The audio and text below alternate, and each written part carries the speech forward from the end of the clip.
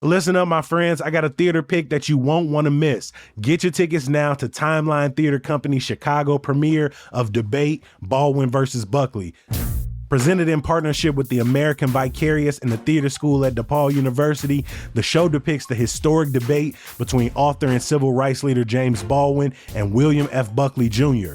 The reader calls it a razor-sharp dissection of the ugly truths of race in America. Debate, Baldwin versus Buckley is running now through March 2nd at the Cordo U Commons on DePaul's Lincoln Park campus. Visit timelinetheater.com for more information and tickets.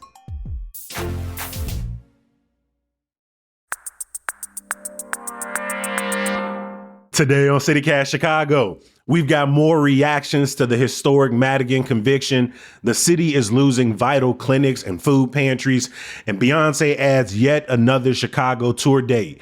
Helping me break it all down and more, WCIU TV host Brandon Pope and Block Club Chicago's Jamie Nesbitt Golden. It's Friday, February 14th. I'm Jacoby Cochran, and this is what Chicago is talking about.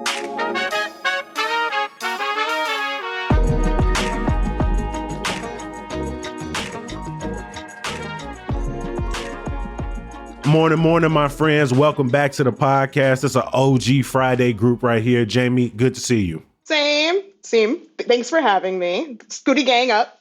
Scooter gang. I mean, we got snow on the ground right now, so it's going to be a few months till we can get out there. But, hey, True. I'm going to go out there and test fate again this spring and this summer with them scooters. Okay. I'll be out here reckless, y'all. One leg, like doing zigzags in the street, going to reverse on a one-ways. Must be nice. Everything you should not be doing on the scooters, y'all. I am your example. Brandon, welcome back to the podcast, my friend. Hey, what's up? Good to be back. Scoot. We in here. If you are new to the podcast, every Friday we sit down with two of the busiest people we can find in the city of Chicago and ask them to look back on some big stories across the city, stories we want to shine some more light on. And we finish every episode the exact same way. Some good news.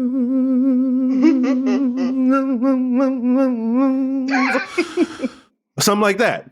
But let's jump right into it, y'all. Earlier this week, former Illinois House Speaker and once one of the most influential politicians in not only the state but the country, Michael Madigan was found guilty of bribery, conspiracy, and other corruption charges following a very lengthy 4-month trial, 2 weeks of deliberation, and let's just say jurors' final verdicts was mixed. Madigan was also acquitted on some other charges, and jurors were also deadlocked on all 6 counts related to Madigan's co-defendant, Michael McLean.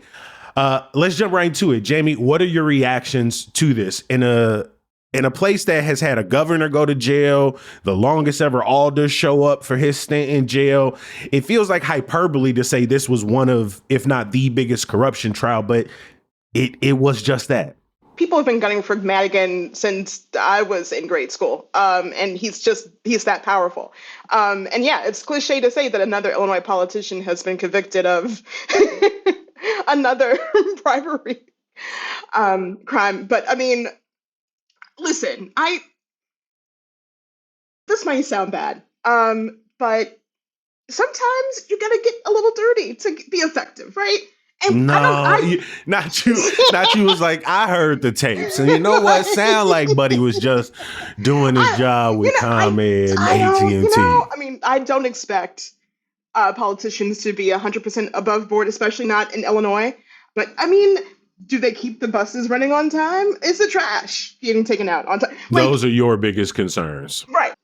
Madigan, for all of his faults, was effective, especially in the State House in many ways. So I'm not surprised that there was a mixed verdict because, again, he has a lot of fans still, but he also has one foot in the grave at this point. So I'm not really sure.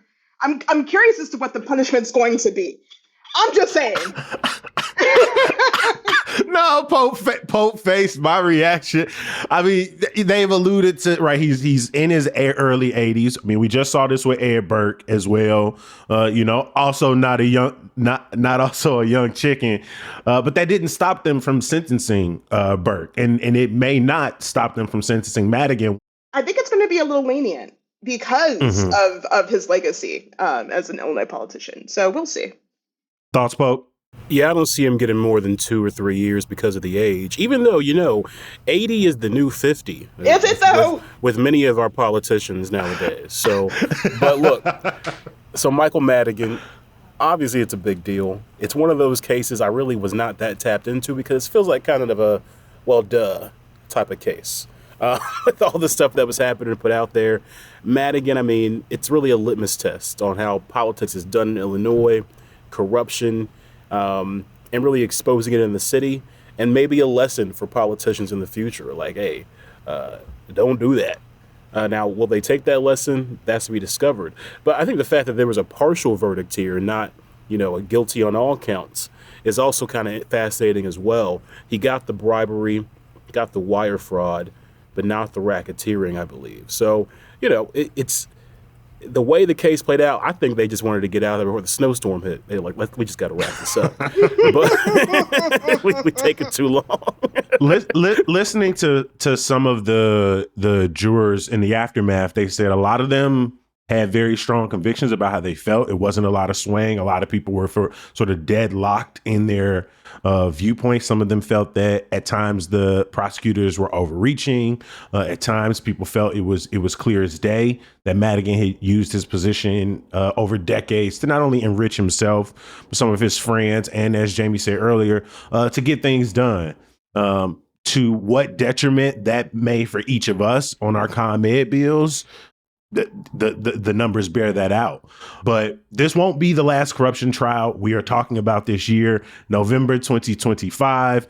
We don't have an election, but we do have the corruption trial of a former Alder Kerry Austin starting up in November. So we'll be back to having this conversation of how have Chicago and Illinois politicians historically used their power, and are people now having to pay the price for those choices?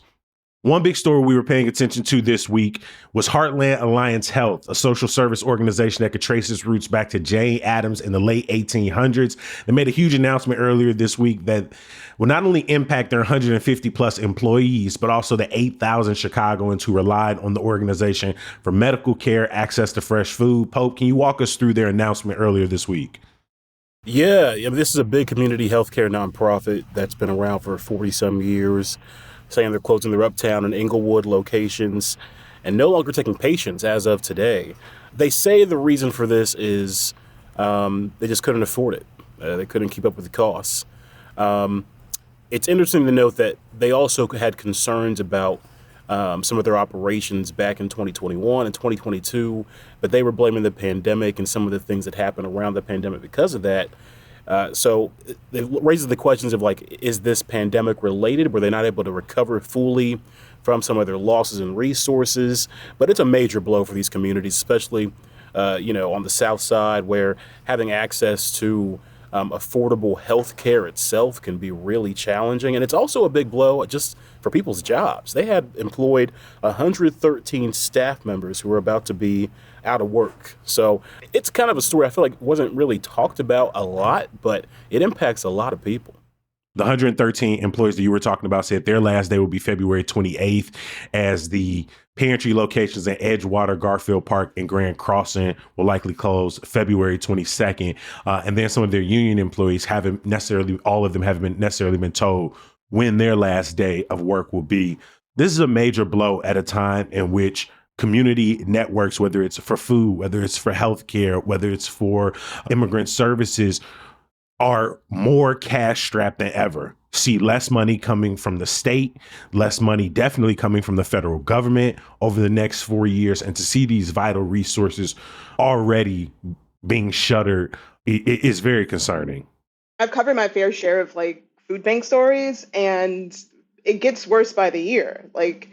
When you talk to volunteers at these food pantries, they're telling you that they're seeing, especially since the pandemic, they've seen triple the numbers of folks who are coming in for help, for assistance. And I'm also sort of worried about the number of undocumented residents who are going to be also affected by this, who are already on edge about everything that's happening nationally. But these are the resources they rely on every week to make sure that their families are straight. So it's definitely a blow, and I'm hoping that there's a way to sort of like fill that hole. But like I feel like everything is sort of like everybody's being stretched thin, right? So like it sucks to be to have that uncertainty. And like you said, for members of Chicago's unhoused community, for undocumented folks in Chicago who are trying to look for clinics and food pantries who will provide resources, these were some of the most notable ones. And so it's a major blow to our systems of care. A quick content warning. This next story includes some description of a series of sexual assaults in Logan Square. It's a little over 3 minutes. But Jamie, your colleagues at Block Club Chicago have been out talking to neighbors who say these assaults aren't being handled with enough urgency, with enough care. What do we know so far? So there have been several assaults dating back to 2022. And the women all have been attacked late at night. One was attacked in her apartment recently. They went through the proper channels. They went to law enforcement for help. They're being told that it will take at least 3 to 4 months to process rape kits, which actually is fast considering that I think it was 6 months before. And Illinois happens to be one of the very few states that are actually caught up with their rape kit backlogs. But this is sort of indicative of a larger problem. These women feel alone. Again, this is indicative of a larger problem with how law enforcement handles sexual assault cases. They've relied on the police to do their jobs, but they can't get the help they need to feel safe. So they're trying to figure out ways to, I guess they're leaning into community to make them to feel safer. Reading this story really pissed me off because it's like, again, I mean, the details are very haunting. Yeah. People being held at knife point, people being forced into, like you said, into their homes and into their bedrooms and sexually assaulted. A lot of the stories share very similar features. Of course, no one in law enforcement or in the local alder's office have any details on whether it's the same person they're looking for, but Alder LaSpada and Ramirez Rosa, who both share parts of Logan Square, they say they've been in contact with kind of local officials, but a lot of these women feel like they've been left out in the lurch by the alders too. And again, there's like a lack of communication between like the alders and the community residents. Again, why aren't there more alerts being put out? Why aren't more people aware that this is happening? And it's a symptom of a larger problem. And again, and how we as Americans, as citizens treat sexual assault cases. I will say that the fact that Illinois has sort of, cleared its rape kit backlog is a positive. And we do have a governor who seems to be concerned. And we do have people like Representative Sonia Harper who pushed for funding to make that happen. So we do have folks on our side who are doing the work. But again, it's really up to law enforcement to start taking this shit seriously. Like, so many of us don't report our sexual assaults because we don't think anything will come of it. I know that's what's not me. So I know it stops plenty of people from doing that. And it sucks, but that's the reality of it. So we always have to, we try to be as proactive as possible, but you can't always, anticipate, being assaulted every time you step outside. Make sure you head to our show notes to check out the links to all of the stories we're discussing in today's episode. What's up, y'all? I got a couple quick questions for you. Have you ever wanted to learn how to make your own book plate? What about study the history of flamenco? Maybe take a writing workshop? Well, you can explore your curiosity at the Newberry Library by taking an adult education class this winter. The classes are led by experts and they're available online, if you're trying to learn in your pajamas, or in person if you're trying to go out, learn, and meet some new friends potentially. Adult education classes at the Newberry can help you jumpstart or elevate your learning. I got a couple more examples if you ain't convinced yet. You can reinterpret historical photographs of Native Americans, learn about the ins and outs of translation, and so much more about music, history, literature, and art. Adult education has been a tradition at the Newberry since the 1890s, so don't wait. Register now at newberry.org. Just click on Learn and Adult Education Classes to get started. Plus, enter promo code CityCast to get a 10% discount on your class. That's newberry.org, promo code CityCast.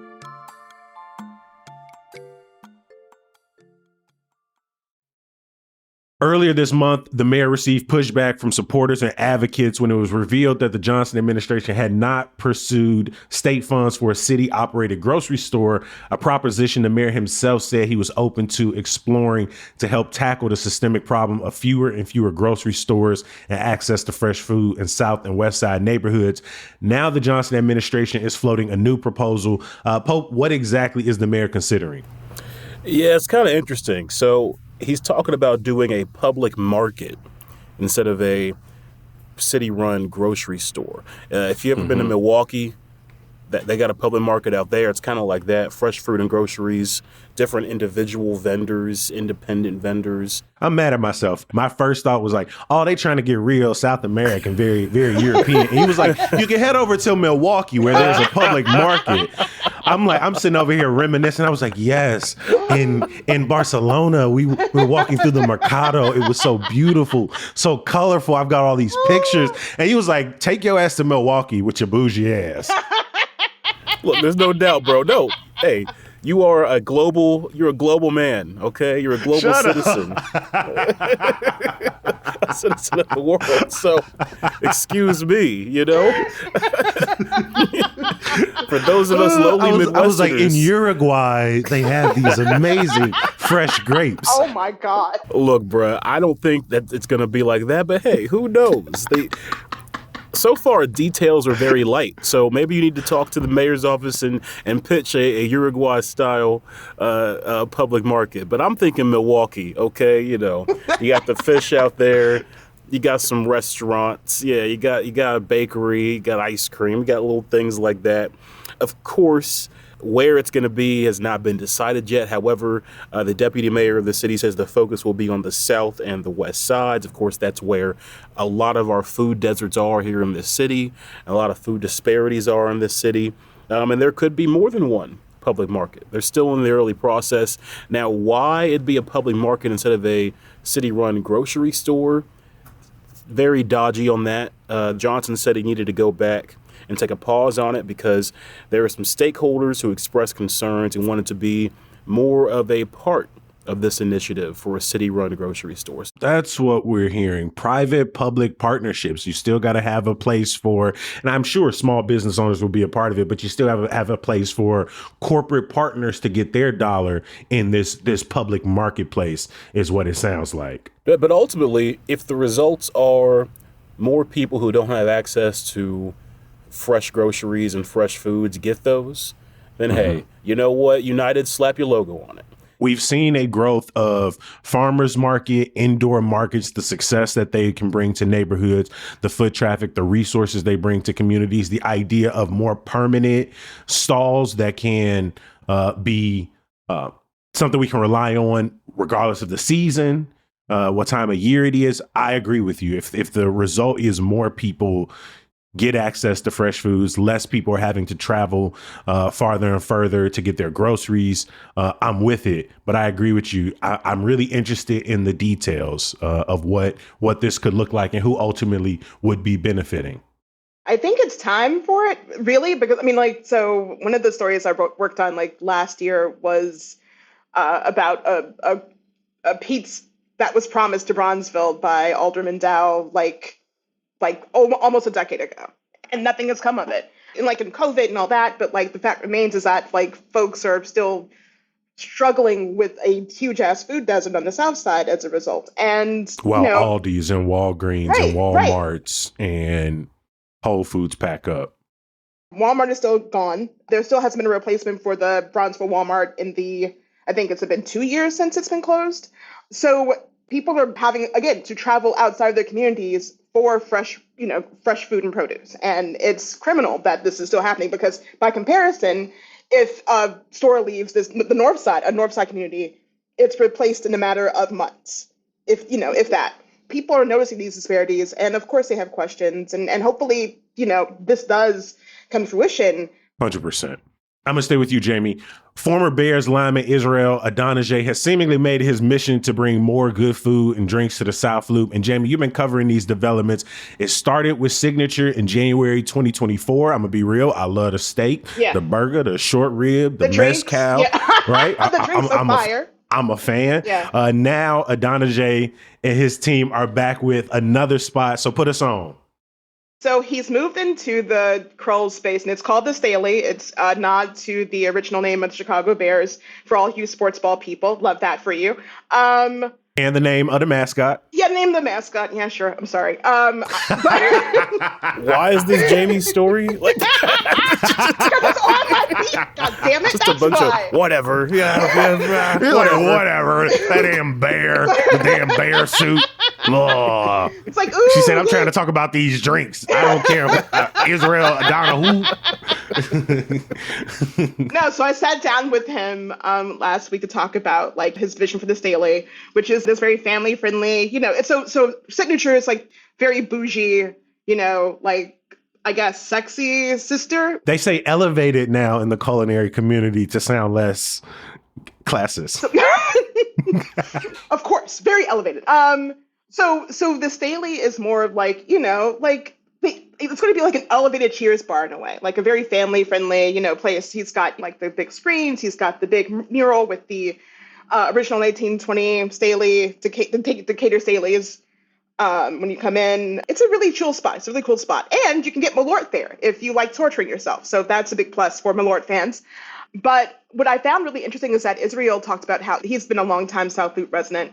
And he feels that, like South Loop is going to be like the main area where he's going to be concentrating, sort of expanding his empire in a way. And he's got a boutique hotel coming, while the South Loop has, come a long way from where it was, say, even like a decade ago, you still have like these pockets where you don't really have, too much retail or, too many restaurants.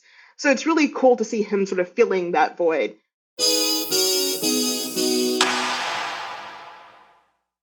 Every single episode of CityCast Chicago ends the same way, with me begging you to bring your ass back for the next episode. But before we do that, some good news. Pope, what's your good news? Take us to Chicago State.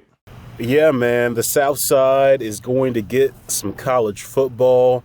They are building over there, and progress has been made as they have launched a search for their first head football coach at Chicago State. So that means the Cougars are one step closer to bringing Division I FCS football to Chicago South Side. I'm pretty excited for it because, Chicago State, it's a great school. It means a lot to a lot of people. It's got a quasi-HBCU feel to it. Football started on the South Side of Chicago, technically.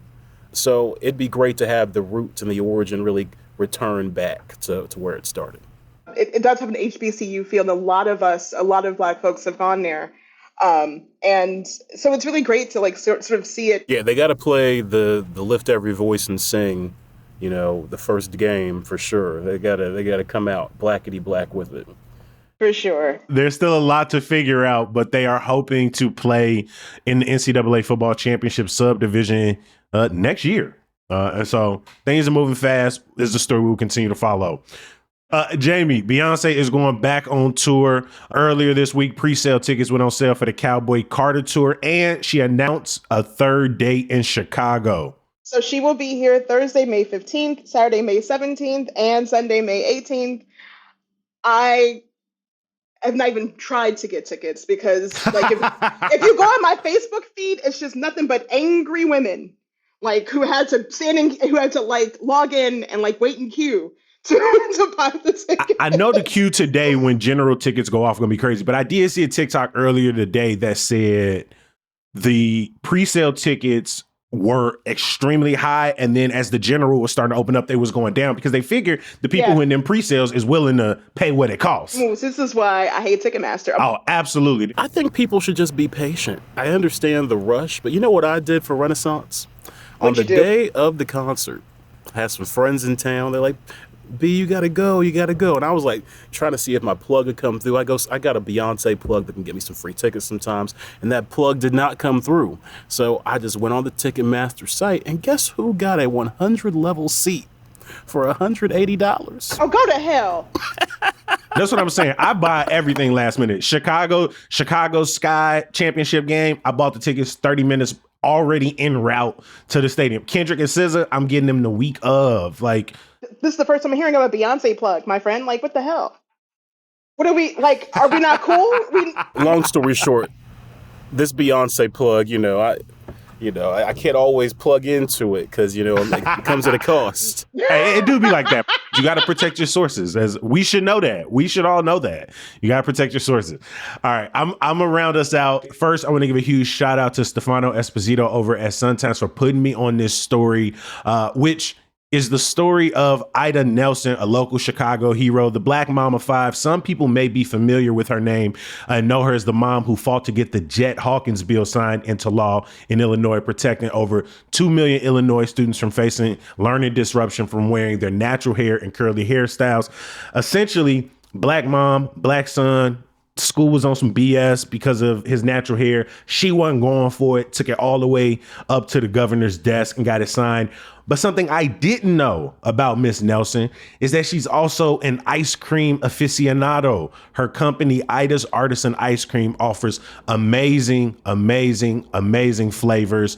And this, again, was something I was not familiar with. She is originally from North Lawndale, born and raised there, been in the community for 40 plus years. And her goal is to later this year, hopefully open up her own brick and mortar spot in North Lawndale. And y'all, right now she got a Valentine's Day offer: buy 4 pints, get 1 free. So maybe get it for the Galentine's, get it for your friends. They got the brownie batter, the BBL, which is blueberry basil. For everybody wondering, what does that stand for? Strawberry cheesecake, key lime German chocolate, so many more. I'll drop a link to the website in the show notes, but I absolutely love this story, and I appreciate that Miss Nelson is getting more and more love, and I'm sending her all the best in her journey to open up Ida's Artisan Ice Cream in North Lawndale, and I will be there when they cut them ribbons.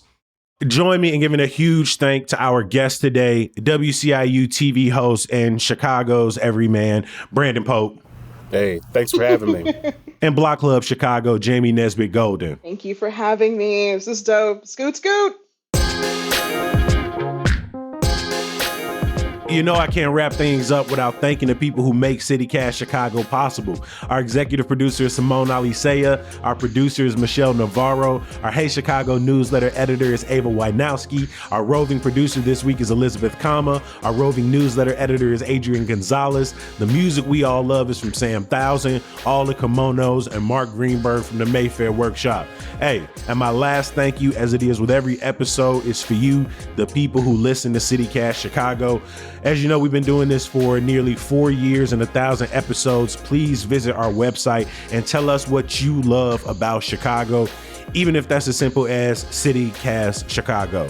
The best way to show your love, be back here bright and early on Tuesday. We're taking Monday off for President's Day, but we'll talk to you then. Peace.